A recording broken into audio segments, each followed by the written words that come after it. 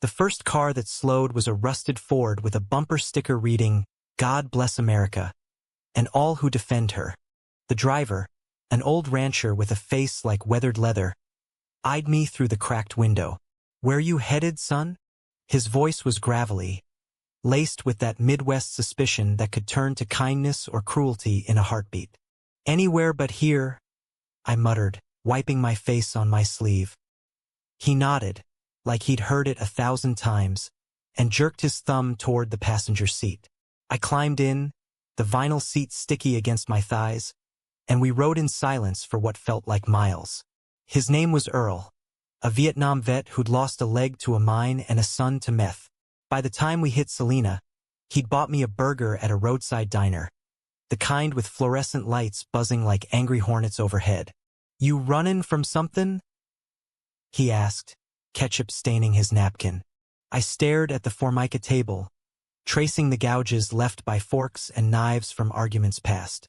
Myself, mostly. It was the closest I'd come to truth that night. He didn't pry, just slid a 20 across the table and wished me luck. "World's full of assholes, kid. But there's good ones too. Fine Jing."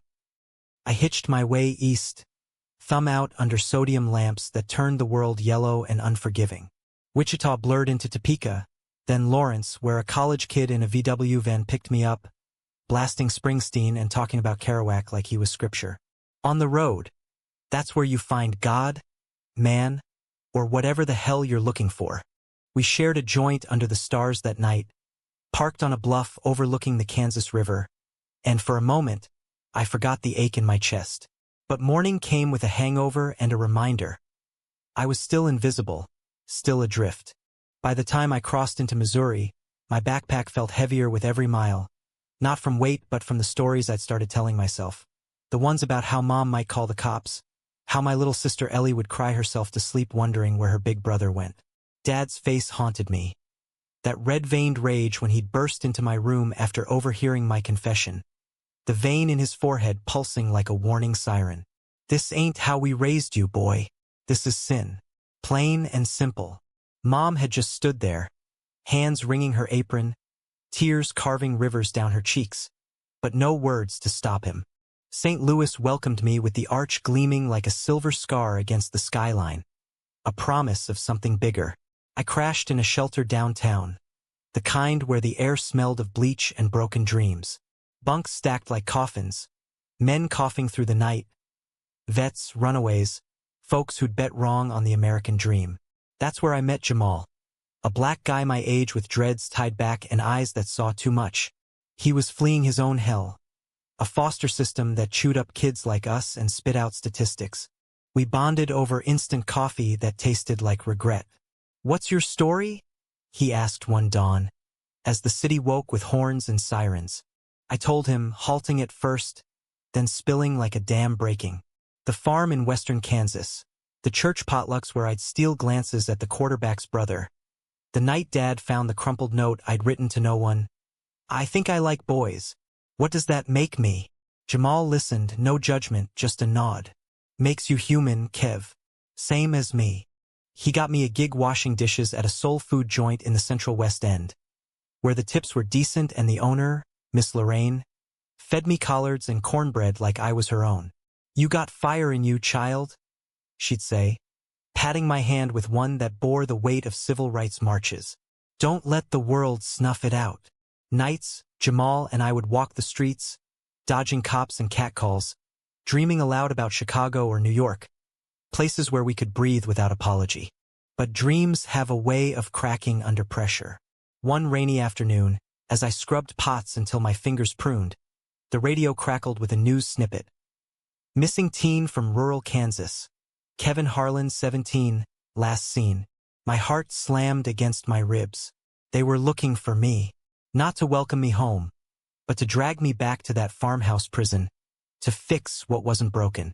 I ditched the apron that day, grabbed my pack, and bolted for the Greyhound station. Jamal hugged me fierce, slipping a crumpled map into my pocket. "Find your people, brother, and write when you land."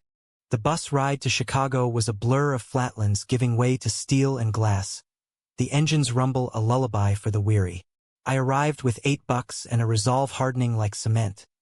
No more running from who I was. The windy city hit like a gale.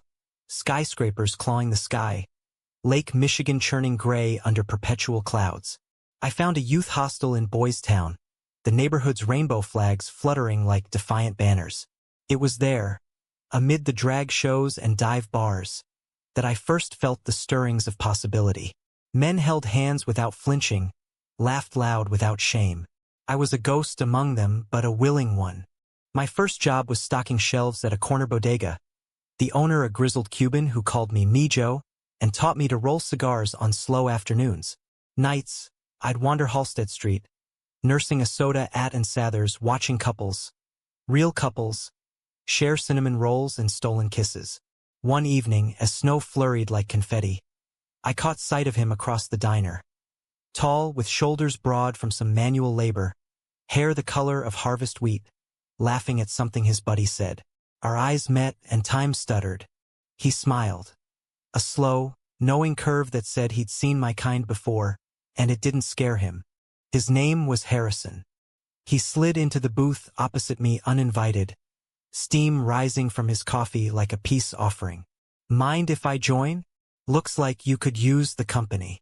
His voice was low, Midwestern warm with a Chicago edge, like gravel wrapped in velvet. I shrugged, playing it cool, but my pulse betrayed me. Free country. We talked for hours about nothing and everything. He was 22, a mechanic at a garage in Logan Square, fixing up vintage Mustangs for rich folks who never got their hands dirty. Grew up in a steel mill town south of the city. Dad gone early to cancer, Mom working doubles at a factory. She always said, "Harris, life's a busted engine. You gotta tinker till it purrs." He had a laugh that rumbled, deep and disarming, and scars on his knuckles from wrenches and regrets. By closing time, he walked me back to the hostel, the city lights haloing us like reluctant saints. At the door, he paused, breath fogging the air. "Hey, Kevin, wanna grab breakfast tomorrow? My treat." I said yes before my brain caught up. That night, I lay awake, staring at the bunk above, wondering if this was the start of something or just another hitchhiker's illusion. Harrison showed up at dawn with 2 styrofoam cups and a grin that could melt February ice. We ate at a greasy spoon off Belmont, eggs runny and bacon crisp, trading stories like trading cards. He confessed early, "I'm gay too, you know." Came out at 16, nearly got my ass beat by the mill workers' sons. But Mom? She just hugged me and said, "Baby, God's got bigger fish to fry than who you love." His eyes softened when he said it, a vulnerability peeking through the tough guy facade. I told him about the roadside, the words tumbling out between bites. His fork stilled, jaw tightening. "That's some cold shit, man. Your old man sounds like a relic from the Stone Age." No pity, just anger on my behalf, fierce, protective.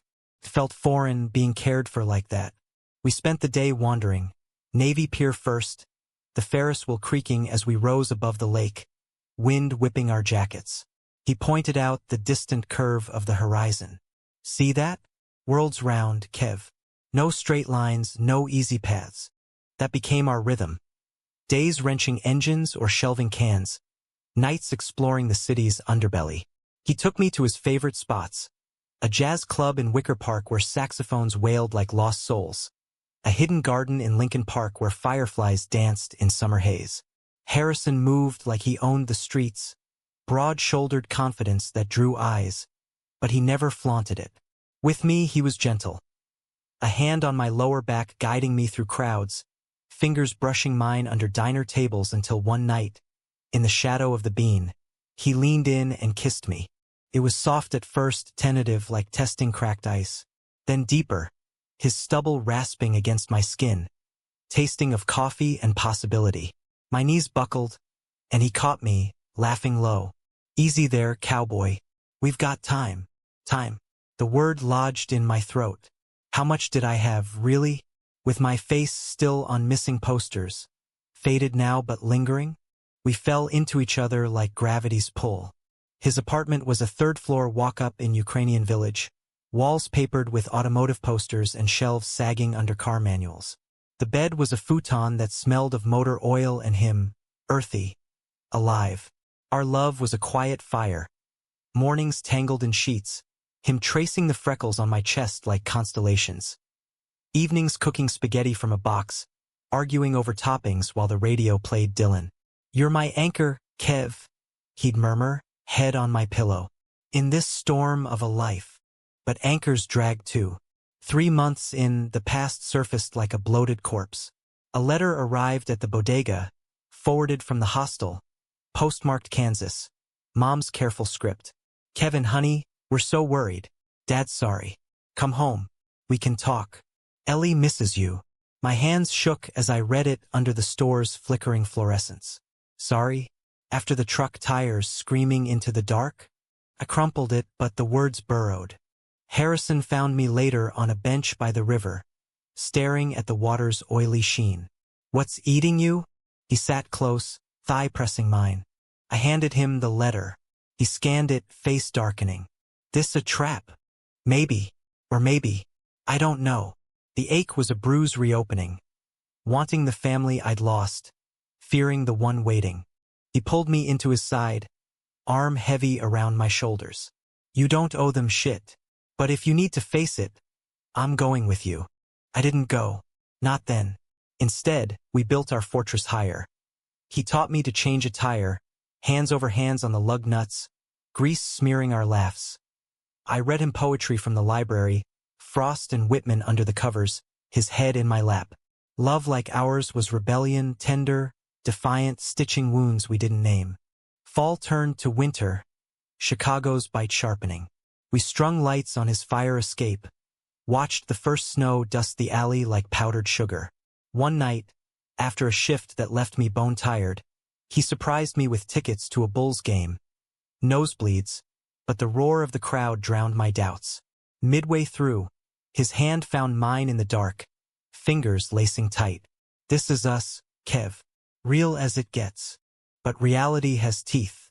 Early spring, Jamal called from St. Louis. Collect, voice thin over the line. "Kev, man, I got news. Your folks, they hired a PI, tracked me down, said they're coming to Chicago, begging to see you." The receiver slipped in my sweat-slick palm. "What did you tell them?" "Nothing, but they're desperate. Your sister's with Ellie." "Sounds rough." I hung up, world tilting. Harrison was at the garage, so I paced the apartment alone, ghosts crowding the corners. Dad's rage, Mom's silence, Ellie's gap-toothed grin from Christmases past. By the time he got home, oil-streaked and humming, I was a wreck. "They're coming," I blurted. "My family." He froze in the doorway, toolbox clattering. "When?" "Tomorrow. Train from Kansas City." We didn't sleep that night. He held me as thunder rumbled outside, rain lashing the windows like accusations. "What do you want, Kev? Say the word, and we ghost new city, new names." I buried my face in his neck, breathing him in, sweat and steel. "I need to see them. End it proper. But stay with me. Always." His voice cracked, just once. They arrived at Union Station at noon, a Friday gray with promise of storm. I spotted them across the concourse. Mom, thinner, eyes hollowed. Dad, grayer, shoulders slumped like a defeated bull. Ellie, 12 now, clutching a teddy bear that had seen better days. Harrison stood beside me, hand ghosting my elbow. Support without possession. "Kevin!" Mom's cry cut the din, and she rushed forward, arms outstretched. I stiffened, but let her hug me, her lavender soap mingling with the faint scent of home. Dad hung back, hat in hands, twisting it like a confession. Ellie stared, wide-eyed. "You got tall, Kevy." We moved to a coffee shop nearby, the kind with vinyl booths and potbelly stoves. Awkward silences stretched, broken by small talk. Ellie's school play, the farm's bumper corn crop. Then Dad cleared his throat, voice rough as sandpaper. "So, we were wrong. Church folks said pray it away, but Ellie drew your picture every night. Wouldn't stop crying. Made us see." Mom nodded, tears welling. "We love you, baby. Always have. Just scared." Harrison sat silent, his presence a shield, but I felt his tension, the subtle shift when Dad's gaze flicked to our joined hands under the table. "Who's this?" Dad asked, nodding at him. "Harrison, my partner." The word hung, bold and breakable. Dad's jaw worked, but he swallowed it. "Good to meet you, son." No warmth but no venom. A truce fragile as tissue. We talked for hours, peeling layers. Their guilt, my rage, Ellie's innocence bridging the gap. "I thought you hated me," I admitted, voice thick. "Never," Mom whispered. "Just fools clinging to fear." By dusk, as they boarded the train back, Ellie hugged me fierce. "Come visit, okay? Bring Harrison.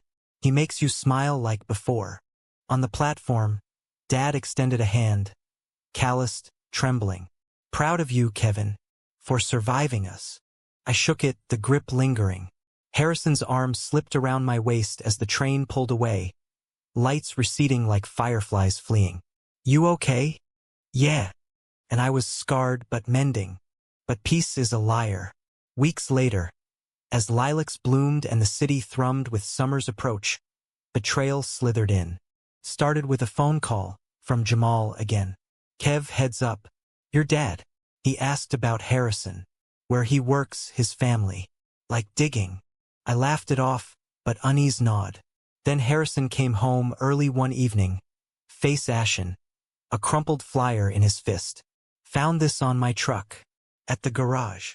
I unfolded it. A photocopy of an old article, yellowed, "Local mechanic linked to theft ring." His photo grainy from 5 years back. Below, scrawled in pencil, "We know what you are. Leave him alone or everyone knows." My stomach dropped. "Who?" He sank onto the futon, head in hands. I got a record, Kev. Juvenile. Stole cars with some dumbass friends to pay for Mom's meds after Dad died. Expunged, but someone dug it up. And my family. No proof. But yeah, maybe Dad, testing me. Seeing if I'm good enough for his boy. Rage boiled, hot and immediate. "I'll confront him." Harrison grabbed my arm, eyes pleading. "Don't. It'll shatter what we just rebuilt. Please." I stayed, but the seed was planted, doubt, a weed choking trust. Nights grew tense. His touches hesitant, my questions barbed. Was it just pity? Picking up the stray? God, no. Hurt flashed in his eyes. "I love you, you idiot. That's why it kills me." Summer deepened, our love fraying at edges. We still kissed under the L tracks, walked the lakefront at dawn, but shadows lengthened. Then the climax crashed like a wave. It was a sweltering August night, the kind where the air clings like a fever dream, humidity turning the city into a steam bath. Harrison and I had planned a simple escape. A picnic in Grant Park, cold beers and a boombox playing Motown to drown the heat. But as we spread the blanket under the shadow of the Field Museum's lions, my phone buzzed. Unknown number, Kansas area code. "Kevin? It's Ellie." Her voice was small, edged with tears. "Dad's. He's bad, Kev. Heart attack. Mom's a mess. Can you come? Please." The world narrowed to that plea. Harrison packed the basket without a word, his face a mask of quiet resolve. "I'll drive. We'll make Topeka by morning." The highway unspooled under our tires. I-80 cutting through Indiana's cornfields like a vein. Harrison's hands gripped the wheel white-knuckled. Radio low with static-laced country ballads. "You think this is it? The test?" I stared at the dashboard glow. Maybe, or maybe just family falling apart. We arrived at dawn, the farmhouse sagging under years of neglect. Paint peeling like old skin, the windmill creaking a dirge. Mom met us on the porch, apron dusted with flour, eyes red-rimmed. "He asked for you, Kevin," said. "Regrets." Inside, the air was thick with liniment and unspoken sins. Dad lay in the parlor, converted to a sick room, oxygen hissing like a serpent. Tubes snaked from his arms, his once broad chest concave. He looked small, diminished, a king dethroned. "Son." His whisper rasped, hand extending. I took it, fragile as a bird's wing. Harrison hovered in the doorway, respectful distance, but Dad's gaze sharpened. You, come here. Harrison approached, slow, like nearing a cornered animal. Sir. Dad studied him, breath labored. Heard things. About your past. Harrison stiffened, but met his eyes. Yes, sir. Mistakes I owned. Paid for. A nod. Infinitesimal. Boy like you. Fixing what's broke. That's something. Then softer. Take care of my Kevin, or I'll haunt you from hell. It was absolution, rough-hewn. Mom bustled with coffee, Ellie clinging to my leg, and for a stolen afternoon, we were a family. Fractured but mending. Laughter bubbled over checkers on the kitchen table, Harrison trouncing Dad in a game he let him win, winking at me across the board. But betrayal waits for the quiet moments.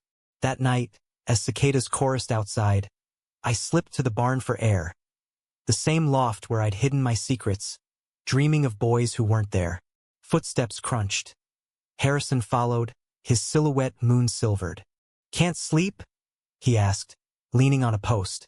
Too much ghosts. I pulled him close, his heartbeat sinking mine. Thank you for this. His kiss was fierce, urgent, a reclaiming.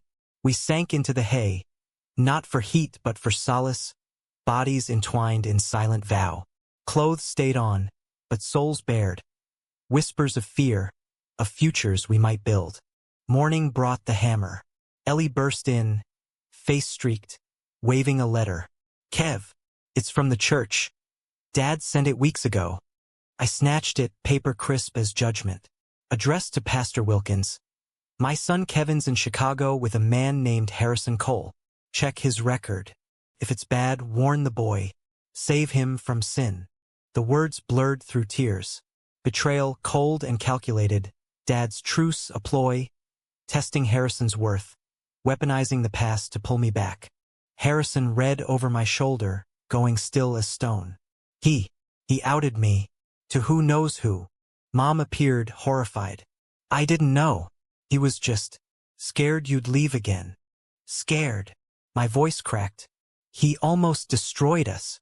Dad called from the parlor, weak but insistent. Kevin. Come. We stormed in, Harrison and I, united front. Dad's eyes fluttered open, guilt etching deeper lines. Wanted to protect you. Thought he was trouble. Protect. Harrison's voice was steel. By dragging my dirt for the world? I love him, old man. More than you ever showed. Dad coughed, a wet rattle. It failed you both. Forgive? The room hung heavy, oxygen compressor whirring judgment. Mom sobbed quietly. Ellie buried her face in her hands. I knelt by the bed, rage warring with pity. You left me on that road, Dad. Thought I was poison. Now you see, love isn't a crime. It's the only damn thing that saves us. He gripped my hand, tears tracking into gray stubble. Saw it. Too late. Be better than me. Harrison turned away, shoulders shaking. Not with anger, but something deeper. Hurt, raw and exposed. We left the room, air thick as regret, collapsing on the porch swing. I'm sorry, I whispered, pulling him close. This wasn't your fight. It is now. His voice muffled in my shirt. But what if he's right? What if my past catches us? It won't. I tilted his chin, eyes locking. We're not boys anymore. We're men, building something real. Dad lingered 2 days, a vigil of hushed talks and half apologies. Mom baked pies that no one ate.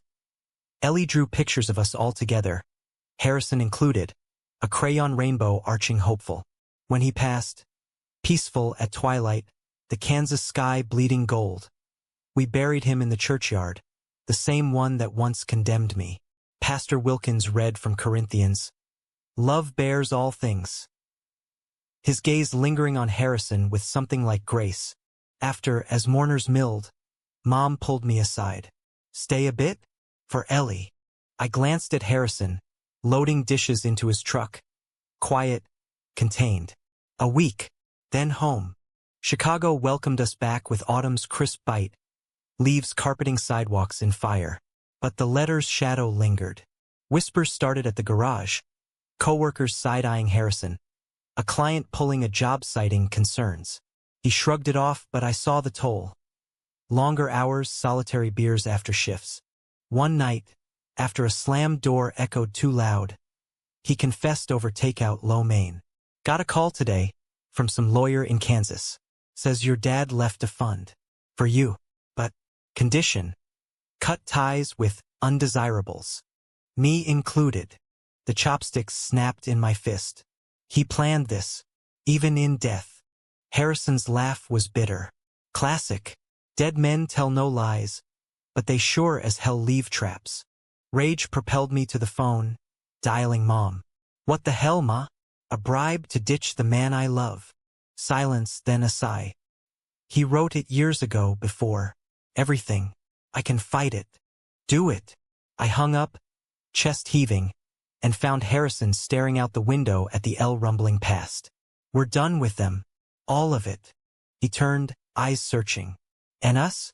If it costs you family? You are family.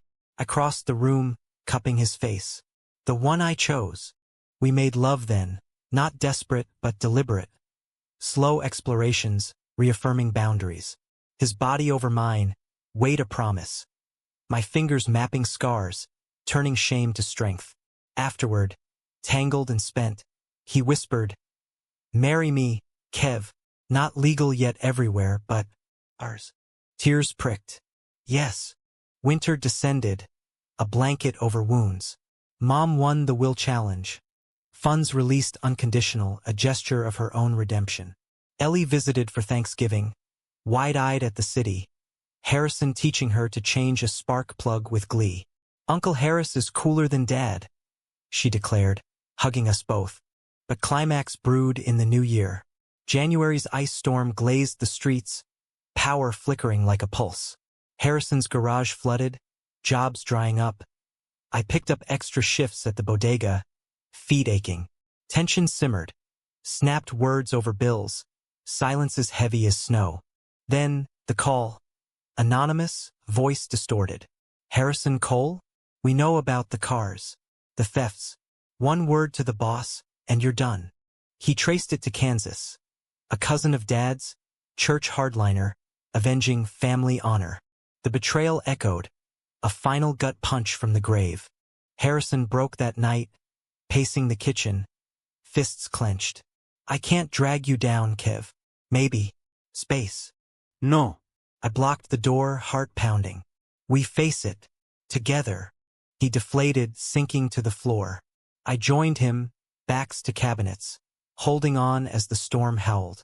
I love you, I said, simple as breath. Past, present. All of it. Dawn brought clarity. He confronted the cousin by phone, voice steady. Tell whoever. I'm done hiding. The fallout was swift. Garage owner called, apologetic but firm. Harrison walked out head high, resume in hand. We rebuilt, brick by brick. He landed at a shop in Pilsen, specializing in custom bikes. I enrolled in community college, night classes in literature, chasing words to make sense of scars. Spring bloomed tentative, our commitment ceremony in the garden. Friends from the hostel, Jamal toasting with cheap champagne. Mom and Ellie came, tentative bridges crossed. You look happy, Mom said, squeezing Harrison's hand. Both of you. We are. Years folded like pages in a well-worn book. 5, then 10, each turning richer, more textured. Chicago shaped us. Harrison's hands, once grease-blackened, now bore ink from tattoo designs he sketched for clients. My own, calloused from typing essays, graduated to a desk at a nonprofit aiding LGBTQ youth, sharing stories like lanterns in the dark. We bought a brownstone in Andersonville, rainbow flag fluttering from the stoop, backyard garden bursting with tomatoes and basil. Symbols of roots we'd planted deep. Ellie grew into a force. High school activist, marching for marriage equality, crashing our couch with tales of triumphs and heartbreaks. You too? Goals, she'd say, raiding the fridge. Mom softened with time, sending care packages of jerky and quilt squares, her letters evolving from apologies to pride. Saw your article in the Tribune. Kevin, braver than I ever was. Harrison and I, we aged into each other, lines etching laugh-shared corners. His hair threading silver like wisdom's confetti. Mornings, coffee brewed strong. We'd linger at the table, feet tangled under it, planning trips. A road jaunt to the Badlands, chasing sunsets over prairies that no longer haunted. But the past whispers eternal. On a crisp October eve, our 10th anniversary, as leaves pirouette gold outside our window, the call came. Mom's voice, frail now, edged with urgency. Kevin, it's Ellie. Accident. Drunk driver. She's critical. In Wichita. Please come quick. She wants you. Both of you. The drive south was a vortex. Interstates blurring, Harrison's hand steady on my knee as I white-knuckled the map. She'll pull through, he murmured, but fear coiled tight. A serpent reborn. Wichita General loomed sterile under fluorescent glare. Beeps and murmurs, a symphony of suspense. Ellie lay pale in ICU, tubes a cruel lattice, but her eyes, those fierce Harlan blues, fluttered open at our approach. Kev. Un clash. Mom hovered, wringing hands. A cousin I'd forgotten stood sentinel. We took turns at her bedside, Harrison charming nurses with dad jokes, me reading her old favorites. Shel Silverstein, voice cracking on Sick. Nights blurred in the waiting room, vinyl chairs molding to our bones. Remember the roadside? I whispered to Harrison once, as rain sheeted the windows. Thought I'd never have this. He kissed my temple. You built it. We did. Dawn of the third day, alarms wailed, codes blew, doctors swarming. We burst in, hearts hammering, only to find chaos contained. A clot dissolved, vitals stabilizing. Ellie woke groggy, grinning through the haze. Told you, tough as Dad's boots. Relief crashed like a wave, but in the hush that followed, truth uncoiled. Mom pulled us aside, eyes downcast. There's papers. Ellie's will. Wait, no, she's not. She thrust an envelope, hands trembling. From years back, she updated it after college. If, God forbid, she wanted you two to have everything. The farm, savings.